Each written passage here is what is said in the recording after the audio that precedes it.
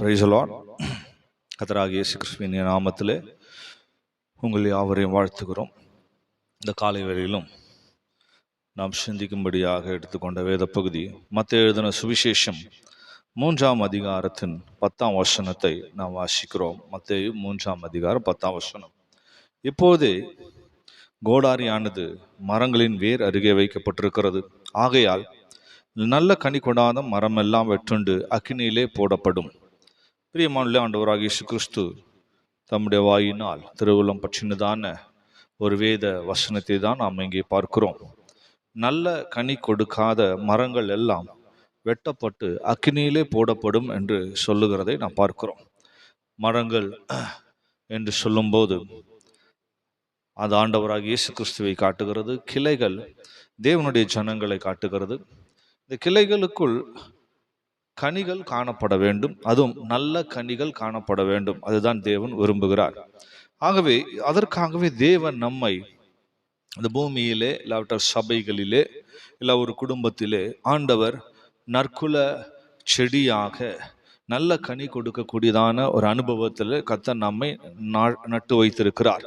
எரேமியா 2ஆம் அதிகாரம் 21ஆம் வசனத்தில் சொல்லும்போது, நான் உன்னை முற்றிலும் நற்கனி தரும் உயர்குல திராட்சை செடியாக நாட்டினேன், நீ எனக்கு காட்டு திராட்சை செடியின் ஆகாத கொடிகளாய் மாறி போனது என்ன என்று கர்த்தர் கேட்கிறதை பார்க்கிறோம். நற்குல கனிகளை தரக்கூடிய ஒரு செடியாக நட்டு வைத்த பிற்பாடு நீ ஆகாத கொடியாய் மாறி காட்டு திராட்சை செடியை போல மாறிவிட்டாய் என்று சொல்லப்பட்டிருக்கிறது. ஏசாயாவிலே கூட 5ஆம் அதிகாரம் 2ஆம் வசனத்திலே படிக்கும்போது, அவர் அதை வேலியடைத்து அதில் உள்ள கற்களை பொறுக்கி அதிலே நற்குல திராட்சை செடிகளை நட்டு அதன் நடுவிலே ஒரு கோபுரத்தை கட்டி அதன் ஆலையும் உண்டு பண்ணி அது நல்ல திராட்சை பழங்களை தரும் என்று காத்திருந்தார். அதுவோ கசப்பான பழங்களை தந்தது என்று படிக்கிறோம்.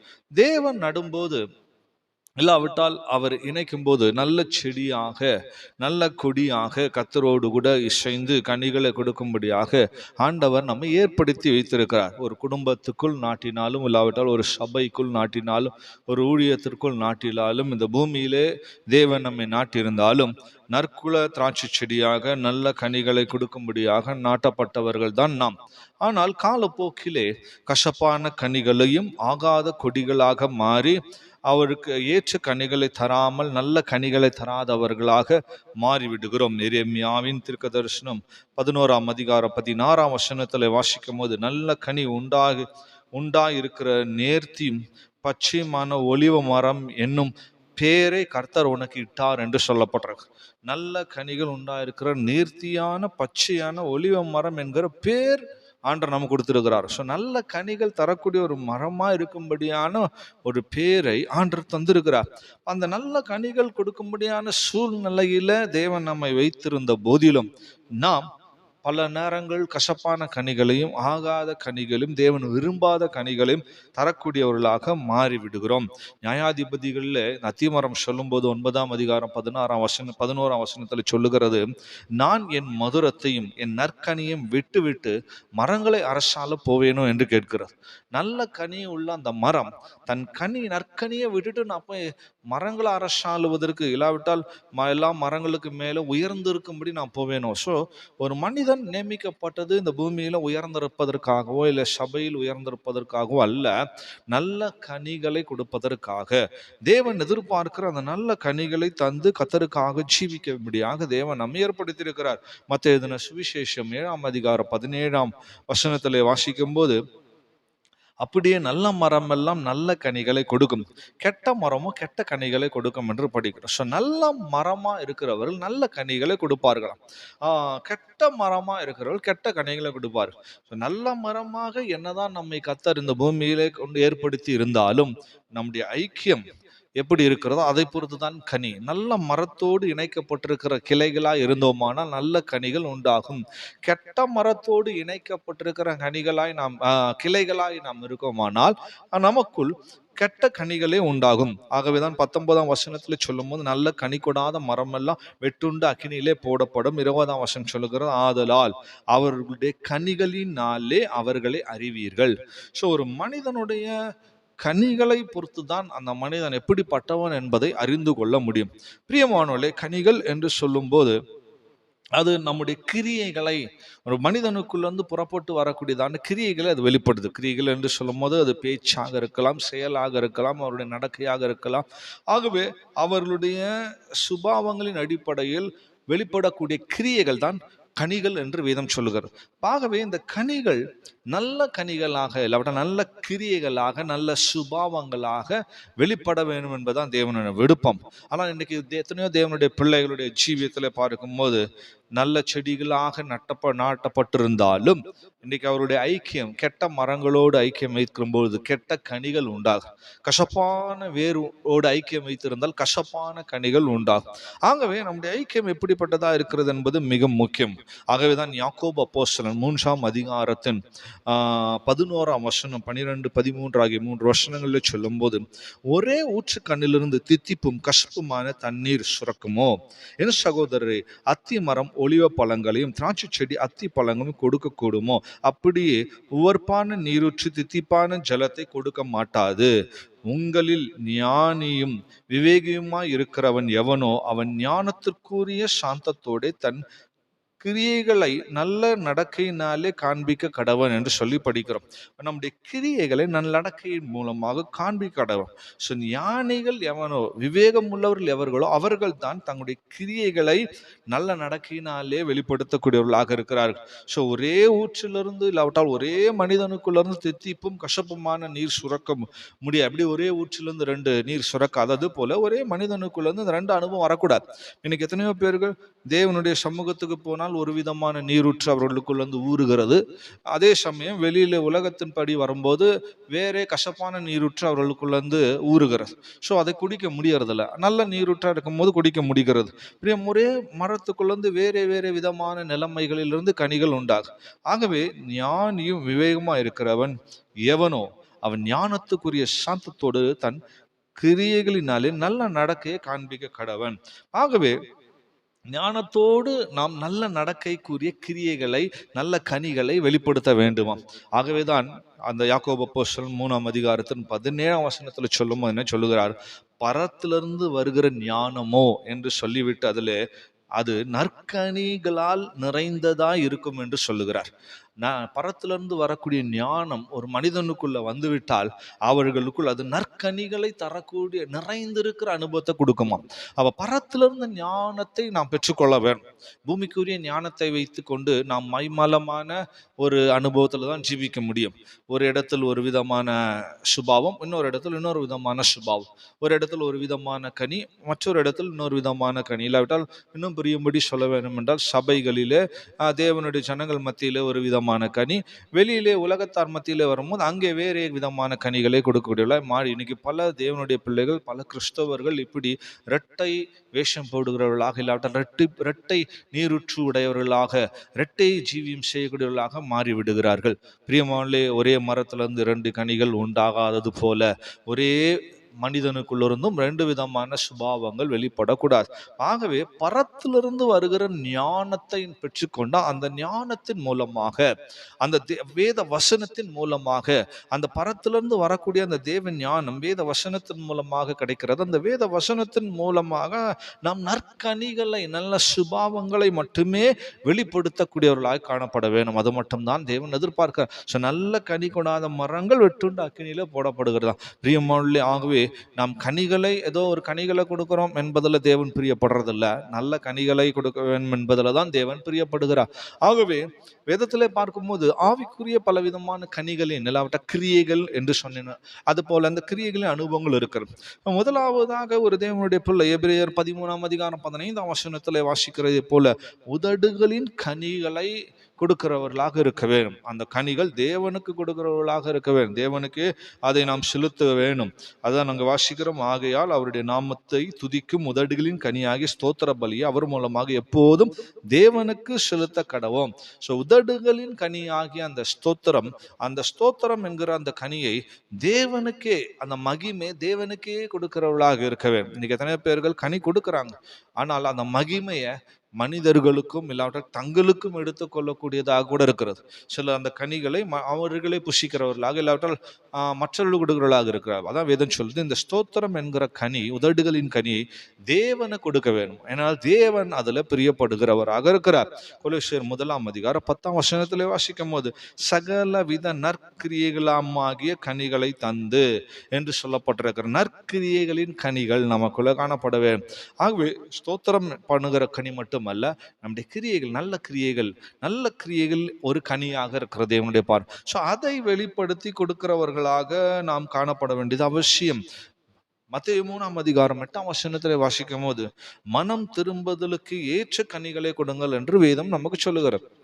யோவான் சொல்லும் போது அவ்விதமாக சொன்னார். ஞானஸ்தானம் எடுக்க வந்தவர்களிடத்தில் இப்படி ஒரு சத்தியம் சொல்லப்பட்டது.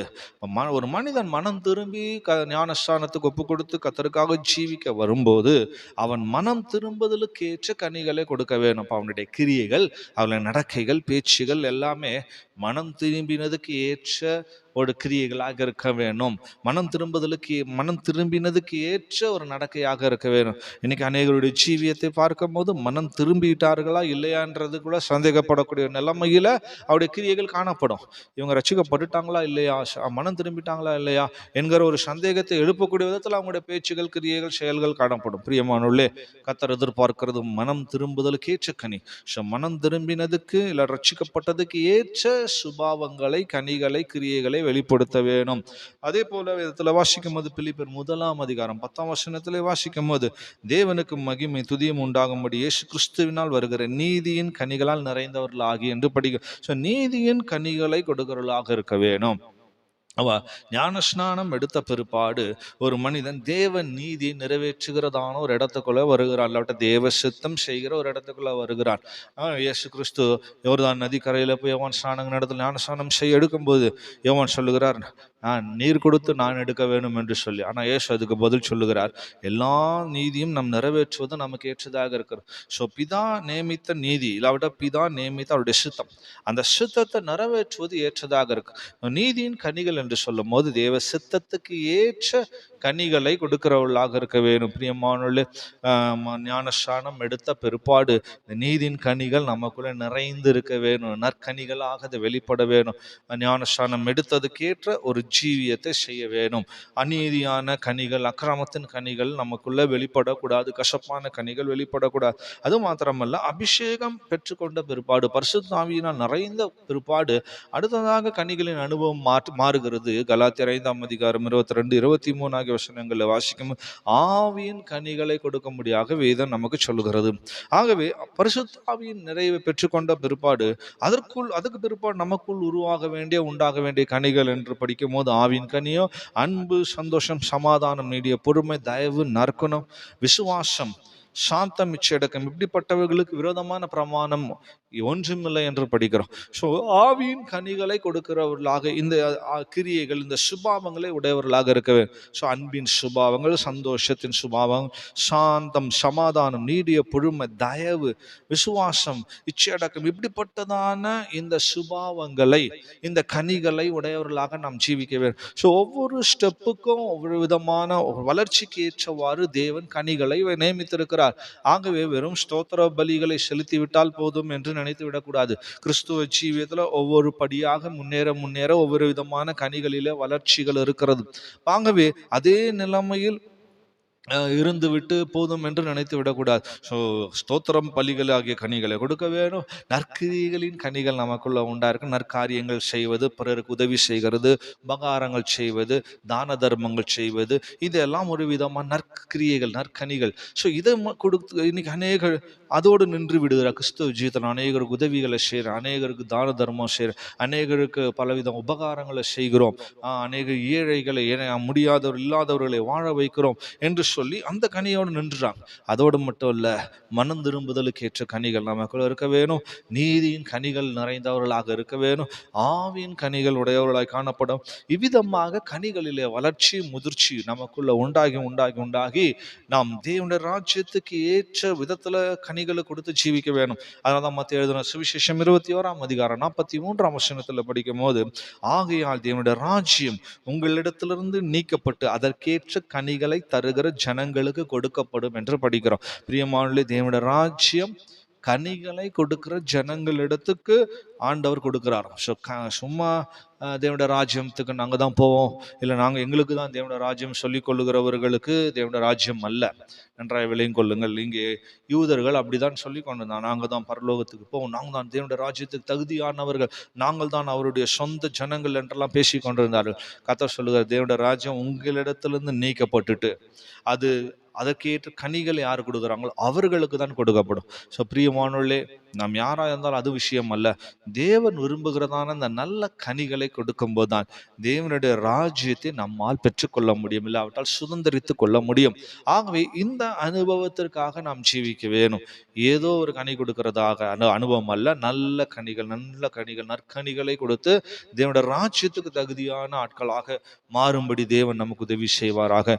ஒரு விஷயம் கூட கேட்டதான சத்தியத்துக்கு நேராக நம்முடைய கண்களை மூடி நாம் கர்த்தருடைய சமூகத்தில் நம்மை தாழ்த்துவோமாக. நல்ல பிதாவையும் அருமையான சமூகத்துக்காக துதிக்கிறோம், ஸ்தோத்தரிக்கிறோம். காலை வேளையிலும் நல்ல கனிகளை கொடுக்க முடியாத எதிர்பார்க்கிற எங்களுடைய தேவனுடைய எதிர்பார்ப்பை நாங்கள் அறிந்து கொள்ள முடியாத உதவி செய்தபடினால் ஸ்தோத்திரம் சுவாமி. கனிகளை கொடுக்கிறவர்கள் நற்கனிகளை விட்டு விட்டு வேறே காரியங்களுக்கு தங்களுடைய மனதை செலுத்தாதபடிக்கு, அத்திமரம் எப்படி கனிகளை விட்டு விட்டு நான் மரங்களை அரசால போவதில்லை என்று சொன்னது, அதுபோல நாங்களும் கூட கனிகளை முதலாவது இடம் கொடுக்க, நற்கிரியைகளுக்கு முதலாவது இடம் கொடுக்க, இப்படி நல்ல சுபாவங்களுக்கு முதல் இடம் கொடுக்க கர்த்தர் உதவி செய்ய முடியாது செபிக்கிறோம். ஆண்டவர் எதிர்பார்க்கக்கூடியதான அந்த கனிகள் எங்களுக்குள்ள ஒவ்வொரு நாளும் பெருகட்டும், வளரட்டும். ஒரு ஆண்டவர் எங்களுக்காக இந்த கனிகளை கொடுக்கும்படி பல அனுபவங்களுக்குள் நடத்துகிறீர். ஆகவே நாங்கள் அதையெல்லாம் பாதுகாத்து கொண்டு நல்ல கனிகளை கொடுத்து ஜீவிக்க உதவி செய்ய முடியாது ஜெபிக்கிறோம். கசப்பான கனிகளோ ஆகாத கனிகளோ காணப்படாதபடிக்கு ஆண்டவரே ஒவ்வொரு நாளும் ஸ்தோத்திர பலிகளாய் கனிகளை நாங்கள் வெளிப்படுத்துகிறவராக, நற்கிரியைகளின் கனிகளை வெளிப்படுத்த, மனம் திரும்புதலுக்கு ஏற்ற கனிகளை வெளிப்படுத்த ஆண்டவரே எங்களுடைய ஜீவியத்தில் நீதியின் கனிகளை தந்து ஆண்டவரே நாங்கள் ஆவியின் கனிகளை கொடுக்கிறவர்களாய் காணப்பட கர்த்தர் ஒரு நாள் உதவி செய்ய ஜெபிக்கிறோம். தேவனுடைய ராஜ்யம் கனிகளை கொடுக்கிறவர்களுக்கு தரப்படுகிற அப்படின்னால் ஆண்டவரே நாங்கள் ஒவ்வொரு நாளும் நீர் விரும்புகிற கனிகளை கொடுத்து இந்த ராஜ்யத்துக்கு தகுதியான ஆட்களாக மாற கர்த்தர் உதவி செய்ய ஜெபிக்கிறோம். கேட்டதான் ஒவ்வொரு ஆசீர்வதியும் தொடர்ந்தும் உடைய கரத்துக்குள் மறைத்து நடத்த முடியாது ஜெபிக்கிறோம். தாழ்த்தி எருமையாக்குறோம். இயேசுவின் மூலமாய் கேட்கிறோம் பிதாவே, ஆமென்.